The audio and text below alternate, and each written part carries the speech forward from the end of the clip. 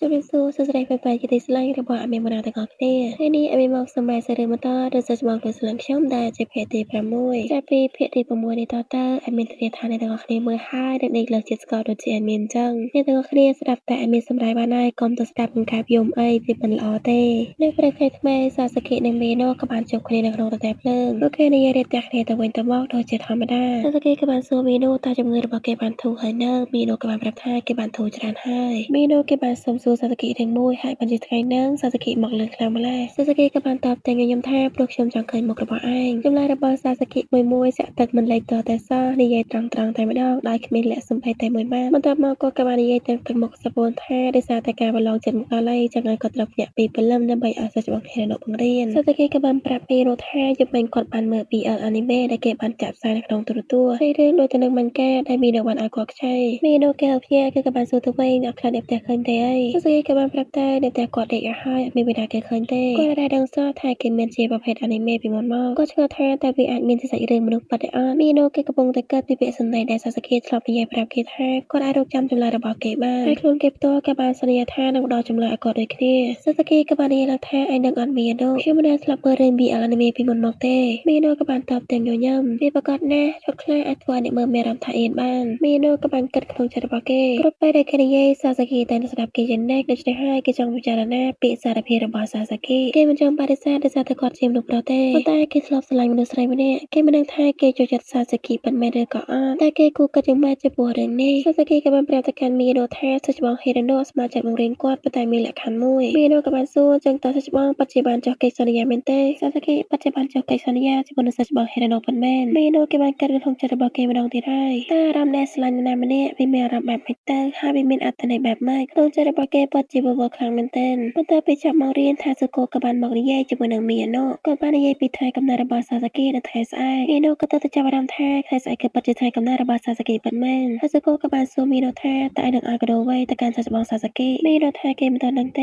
េហើយស៊ីរ៉ូក៏បានសួរថាសុគូម្ដងតើឲ្យឯងទៅកាន់សិស្សច្បងសាសកិហើយសុគូក៏បានតបថាខ្ញុំបានស្បាត់ជាមួយនឹងមិត្តស្រីរបស់ខ្ញុំក្រៅពីនេះខ្ញុំមិនឲ្យកដូរទៅកាន់អ្នកណាទាំងអស់ហើយសុគូគឺជាបរិយាដែលស្មុគស្មាញជាងគេហើយក៏មិនសូវចេះអៀនដែរមីណូគេញ៉ាំបាយផ្ដានឹកគិតពីកដូររបស់សាសកិតែគេគួរតែឲ្យអ្វីទៅកាន់គាត់នៅថ្ងៃស្អែកសម្រាប់មិត្តភក្តិថ្ងៃកំណើតពួកគេគ្រាន់តែនិយាយពីថារីករាយថ្ងៃកំណើតចោលប៉ុន្តែចំពោះសាសកិវិញបើសិនបើគេឲ្យមួយទៅកាន់សាសកិស្រាប់ពេលដែលគាត់កំពុងតែរង់ចាំចម្លើយរបស់គេតើវាមិនអីទេត្រូវអត់គេមិនចង់បង្កើយកន្តើយជាមួយនឹងគាត់ដោយសារតែរឿងអត់ទៅនឹងទេថាសុគូក៏បាននិយាយរៀបរាប់ពីប្រវត្តិស្នេហារបស់គាត់ឲ្យទៅកាន់ថាស៊ីរ៉ូដឹងគ្រាន់តែជួបនាងភ្លាមស្រឡាញ់នាងភ្លាមតែម្ដងជីវិតរបស់គាត់គឺសម្រាប់តែនាងម្នាក់ប៉ុណ្ណោះថាស៊ីរ៉ូគេស្ដាប់ឡើងចំហមាត់សំឡេងកណ្ដាលចូលរៀនក៏បានបន្លឺឡើងហើយថាស៊ីរ៉ូគេទៅស្រែថងញ៉ាំបាយនឹងដោយសារតែគេលងលក់ស្ដាប់ថាសុគូនិយាយរឿងស្នេហាខ្លាំងពេកថាស៊ីរ៉ូគេក៏មិនអត់ឃ្លានដែរគេក៏បានដកស្ករក្រៅរបស់គេចេញមកមាននៅបន្ទាប់ពីឃើញស្ករក្រៅរបស់ថាស៊ីរ៉ូហើយគេមានអារម្មណ៍ថាដូចជាស្លាប់ឃើញសាសកិញ៉ាំសាសកិដូចជាញ៉ាំស្ករក្រៅនៅម៉ោងបាយថ្ងៃត្រង់ថាស៊ីរ៉ូក៏បានប្រគល់ស្ករក្រៅមួយឲ្យទៅកាន់មីយ៉ាណូគេបានបបួលឲ្យពីរនាក់នឹងទៅទិញទៅវាឆ្ងាញ់ណាស់ហើយពេលទៅចេញរសជាតិថ្ម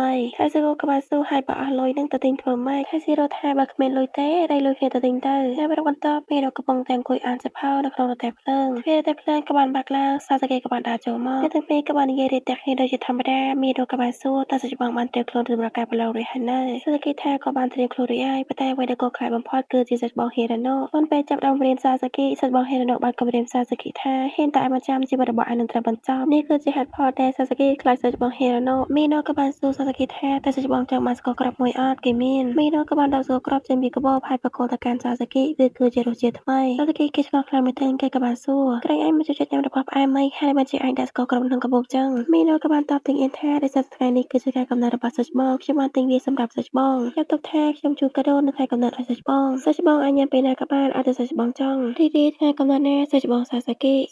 ិគ្រាន់តែលើកបែបហ្នឹងភ្លាមញញឹមបិទមកមិនចិត្តទេគេក៏បានអរគុណទាំងសប្បាយចិត្តអ្នកណាដែលមិនសប្បាយចិត្តនោះមនុស្សដែលខ្លួនឯងស្រឡាញ់បានបកគោកាដូសម្រាប់ថ្ងៃខួបកំណើតទោះបីវាគឺជារបស់តិចតួចក៏ដោយចុះប៉ុន្តែវាពិតជាមានតម្លៃសម្រាប់គេខ្លាំងមែនទែនឃើញទឹកមុខរបស់សាសកិសាចមាននៅក៏បានឃើញពីសំណេររបស់ថាសុគូធ្លាប់និយាយប្រាប់គេនៅពេលដែលសាសកិសាចគេពិតជាគួរឲ្យស្រឡាញ់ខ្លាំងមែនទែនសម្លឹងមកយូរទៅសាសកិពិតជាគួរឲ្យស្រឡាញ់ពិតមែនតាដល់ថ្នាក់មីណូគេឡើងអៀនមីណូគេហ៊ានមើលមុខសាសកិបន្តទៀតទេសាសកិក៏បានសួរថាកើតអីមីណូថាអីទេប៉ុន្តែក្នុងចិត្តរបស់គេគឺកំពុងតែប្រាប់ខ្លួនឯងថាឲ្យស្ងប់អារម្មណ៍សិស្សច្បងសាសកិមិនមានចំណុចណាដែលគួរឲ្យស្រឡាញ់តតែសោះគាត់លយហើយនឹងសង្ហាជាងកំហុសគឺមកពីថាសុគូនឹងនាំឲ្យគេទៅជាបែបនេះសាសកិក៏បានហែកស្ករគ្រាប់ញ៉ាំនៅចំពោះមុខមីណូតែម្ដងអត់ចាំដល់ថ្នាក់ទេគាត់បានសរសើរថារសជាតិនឹងមានអីឆ្ងាញ់ថាគាត់ចូលចិត្តមីណូគេក៏សប្បាយចិត្តដូចគ្នាសេរីនក៏បានកាត់មកប៉ុន្មានម៉ោងក្រោយ នៅក្នុងថ្នាក់របស់សាសាគីអូកាគេកំពុងតែអង្គុយលូពីការប្រឡងរបស់គេបន្ទាប់មកគេក៏បានសួរទៅកាន់សាសាគីតែក៏មើលទឹកមុខរបស់សាសាគីពិតជាពិបាកមើលខ្លាំងមែនទែនគាត់បានសន្យាជាមួយនឹងច្បងហេរ៉ូណូថាត្រូវតែចេះឥឡូវនេះគាត់ពិតជាអាចធ្វើបានពិតមែនគាត់ធ្វើត្រូវសឹងតែទាំងអស់ប៉ុន្តែហារីបានជាគាត់ធ្វើបែបហ្នឹងដោយសារតែគាត់មិននឹកស្មានថាគាត់អាចធ្វើបានគាត់ស្គាល់តែហេរ៉ូណូជាទេវតាឬក៏យ៉ាងម៉េចសូម្បីតែអ្នកអត់ចេះដូចគាត់ក៏អាចរៀនចេះដែរអូកាបានស្ដាប់ហើយគេពិតជាហួសចិត្តខ្លាំងមែនទែនគេខំតែអាណិតថ្ងៃបន្ទាប់មីណូកំពុងទៅដល់លើផ្លូវតែម្នាក់ឯងគេក៏បានលោថាកណ្ដឹងក៏ពិតជាក្តៅមីណូក៏ស្រាប់តែឃើញសាស្គីដើមម្នាក់ឯងគេក៏បានរត់ទៅលឿននិយាយជាមួយគាត់សាស្គីក៏បាននិយាយថាគាត់កំពុងតែកើតពីពេលដែលពួកគេបានជួបគ្នាលើកដំបូងមីណូក៏គាត់ដូចជាសាស្គីដូចគ្នាមីណូក៏បាននិយាយថាពេលនោះសាច់ច្បាប់បានជួយខ្ញុំសាស្គីឃើញមករបស់មីណូបែបនេះគាត់ក៏បាននិយាយក្នុងចិត្តរបស់គាត់ខ្ញុំចូលចិត្តឯងសាស្គីបានសារភាពច្រើនដងហើយសូម្បីតែក្នុងចិត្តរបស់គាត់ចំណែកក្នុងចិត្តរបស់មីណូវិញគេពិតជាចង់ផ្ដល់ចម្លើយមួយឲ្យទៅកាន់សាស្គីខ្លាំងមែនទែនពេលចូលដល់ក្នុងថ្នាក់មីណូក៏បានដេកកើតតែគេគួរតែធ្វើអ្វីល្អទៅហើយស៊ីរ៉ូក៏បាននិយាយលេសាជាមួយនឹងមីណូតែឯងស្លាប់ហើយមែនឬក៏ឯងកំពុងតែខ្លាចជាពួកការធ្វើទេមីណូក៏បានតបថាមិនចាំបាច់បារម្ភទេគេចេះទាំងអស់ហ្នឹងហើយស៊ូគូក៏សួរបើឯងចេះទាំងអស់ចាំបាច់ធ្វើមកងាប់ធ្វើអីមីណូក៏បានតបថាដោយសារតែថ្មីហ្នឹងគេរវល់មើលមេរៀនប្រឡងគេបានមើលមិនការរបស់គេទេហើយស៊ូគូក៏បានសួរតែមុនមករៀនឯងធ្វើអីមីណូក៏បានតបថាមុនមករៀនគេក៏បានមើលមិនការដែរហើយស៊ូគូក៏បានស្រែកឲ្យបើសិនបើឯងបានមើលហើយចេះកុំនិយាយថាឯងបានមើលសោះហើយស៊ូគូក៏បាននិយាយពីមាត់ស្រីរបស់គាត់ម្ដងពេលជួននាងទៅទិញសៀវភៅមិនការម្ដងគាត់ទៅទិញផ្លាកសញ្ញាដែលនៅលើក្បាលនឹងចាំសឹងតែទាំងអស់ចាំជាងមេរៀនទៀតមានការសុខខាន់ចំពោះមាត់ស្រីរបស់គាត់ខ្លាំងមែនទែនហើយនៅពេលថ្មី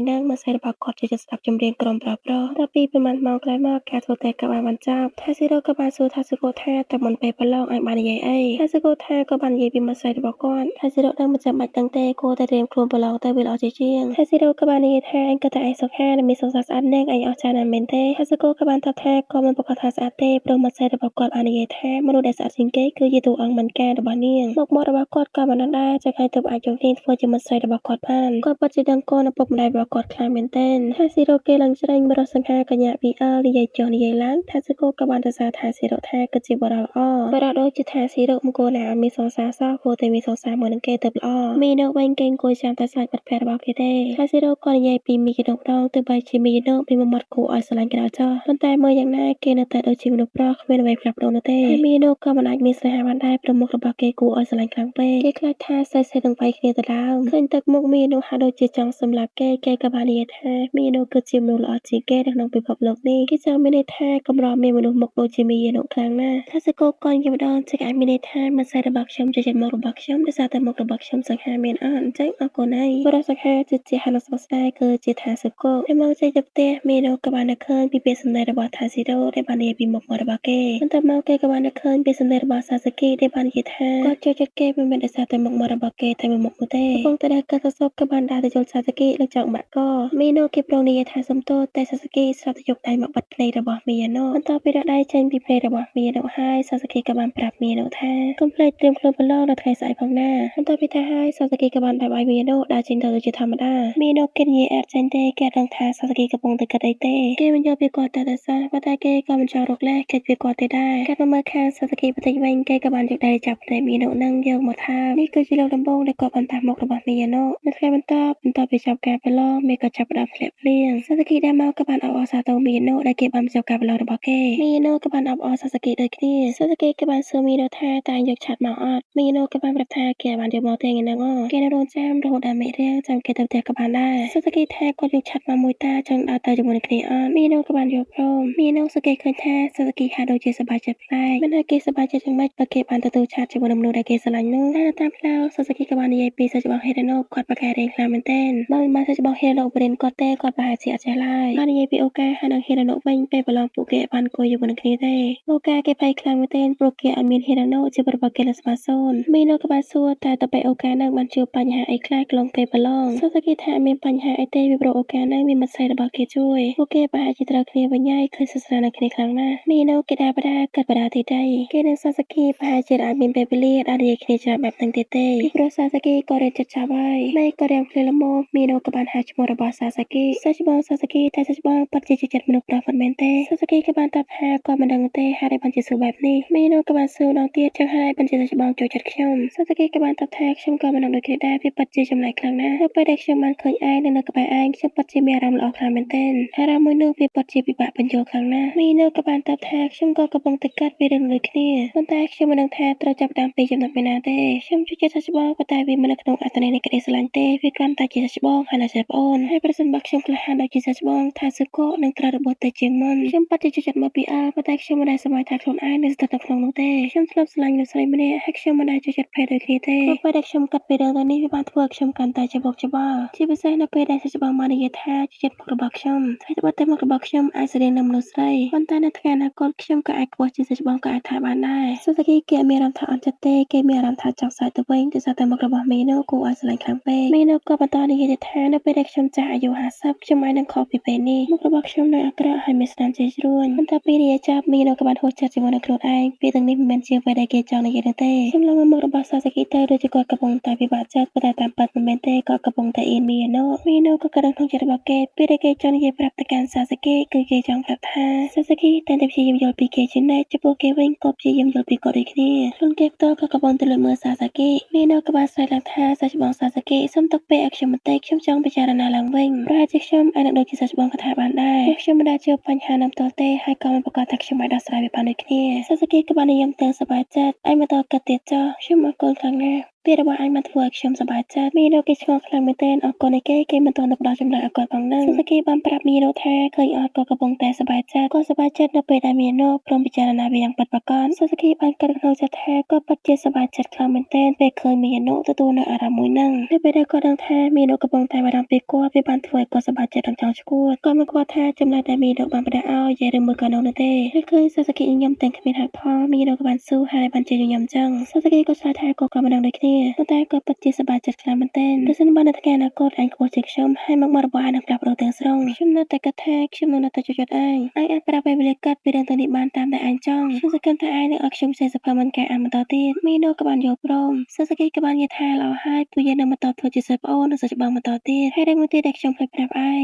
សាគីក៏បានយកដៃដល់ក្បាលរបស់មីណូហើយក៏បានប្រាប់ថាបើខ្ញុំចូលចិត្តនរណាម្នាក់ខ្ញុំតែងតែប៉ះពួកគេបែបនេះមីណូគេអៀនឡើងធ្វើអ្វីមិនត្រូវសាររឿងពេលទី6របស់យើងក៏ត្រូវបានកាត់ចាប់ត្រឹមនេះឯមានសូមអរគុណអ្នកទាំងអស់គ្នាខ្លាំងមែនទែនហើយមានក៏សូមទោសដូចគ្នាដោយសារតែការសម្ដែងរបស់ឯមានគឺមានសម្លេងរំខានច្រើនខ្លាំងមែនទែនឯមានសង្ឃឹមថាអ្នកទាំងអស់គ្នានឹងយោគយល់ហើយជួបឲ្យមានបណ្ដាំឡើងទៀតនៅវីដេអូក្រោយណាបាយបាយ